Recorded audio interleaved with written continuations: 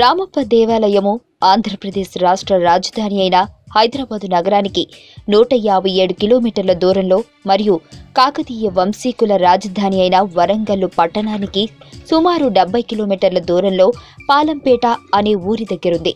దీనినే రామలింగేశ్వర దేవాలయం అని కూడా వ్యవహరించడం జరుగుతుంది.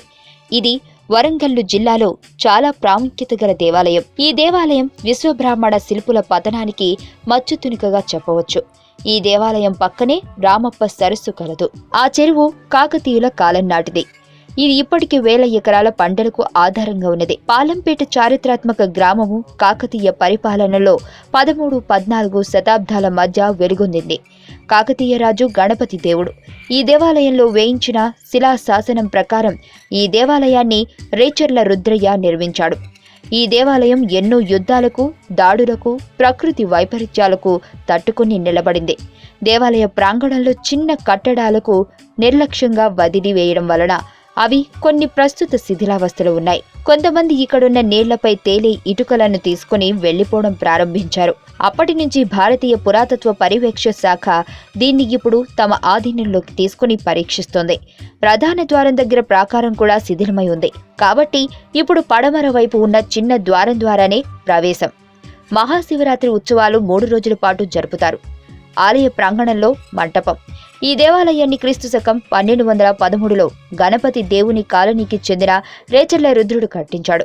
మధ్యయుగానికి చెందిన ఈ శివాలయం ఆలయంలో ఉన్న దైవం పేరు మీదుగా కాక దీనిని చెక్కిన ప్రధాన శిల్పి రామప్ప పేరు మీదుగా ఉండటం ఇక్కడి విశేషం. ఈ పేరుకు శివుని పేరు కూడా కలిపి రామలింగేశ్వర ఆలయం అని కూడా వ్యవహరిస్తారు. ఈ దేవాలయంలో ప్రధాన దైవము రామలింగేశ్వరుడు. విష్ణువు అవతారము రాముడు మరియు శివుడు కలిసి ప్రధాన దైవముగా ఉన్న దేవాలయము. ఈ ఆలయం కాకతీయ ప్రత్యేక శైలి అయిన ఎత్తైన పీఠంపై నక్షత్ర ఆకారాన్ని పోలి ఉంటుంది. ఈ ఆలయము తూర్పు దిశాభిముఖముగా ఎత్తైన వేదికపై గర్భాలయము, అంతర్భాగమున 3 వైపులా ప్రవేశ ద్వారము గల మహామండపం కలిగి ఉన్నది.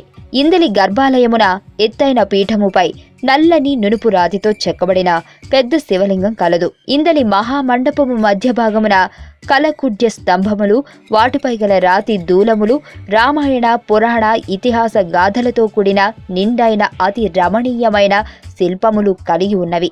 ఈ మహామండపము వెలుపలి అంచున పైకప్పు, క్రింది భాగమున నల్లని నునుపు రాతి ఫలకములపై వివిధ భంగిమలతో సర్వాంగ సుందరముగా చెక్కబడిన మదనిక, నాగిని శిల్పములు కాకతీయుల శిల్ప కళాభిరుచులకు చక్కటి తార్కాణాలు. ఈ దేవాలయ ప్రాంగణంలో ఇతర కట్టడములలో నంది మండపము, కామేశ్వర, కాటేశ్వర మొదలగు ఆలయములు చూడదగినవి. దేవాలయము శిల్ప సంపద కాకతీయ రాజుల నాటి శిల్ప శైలి తెలుపుతున్నది. దేవాలయం అత్యంత తేలికైన ఇటుకలతో నిర్మితమైంది. ఈ ఇటుకలు నీటి మీద తేలే అంత తేలికైనవి అని చెబుతారు. ఇక్కడ ఆలయానికి ఎదురుగా ఉన్న నందికి ఒక ప్రత్యేకత ఉంది. ఒక కాలు కొంచెం పైకి ఎత్తి పట్టుకొని చెవులు రిక్కించి యజమాని ఎప్పుడు ఆజ్ఞాపిస్తాడా అన్నట్లుంటుంది. ముందు నుంచి ఏ దిశ నుంచి చూసినా నంది మన వైపే చూస్తున్నట్లుంటుంది. గర్భగుడికి ఎదురుగా ఉన్న మండపంలో ఉన్న స్తంభాల మీద అత్యంత రమణీయమైన శిల్పాలు చెక్కబడి ఉన్నాయి. మండపం పైకప్పు మీద శిలాకళా సౌందర్యము చాలా అద్భుతంగా ఉంటుంది. లోపల 2 శివుని సన్నిధులు ఉన్నాయి. శివుడి వైపు చూస్తున్న నంది చాలా అందముగా చెక్కబడి ఇప్పటికీ చెక్కు చెదరకుండా ఉంటుంది. ఈ గుడి తరచూ జరిగిన దండయాత్రల బారికి గురైనది. 17వ శతాబ్దంలో వచ్చిన భూకంపము వలన కొద్దిగా శిథిలమైంది. ఆలయ ముఖద్వారము శిథిలమైపోయింది.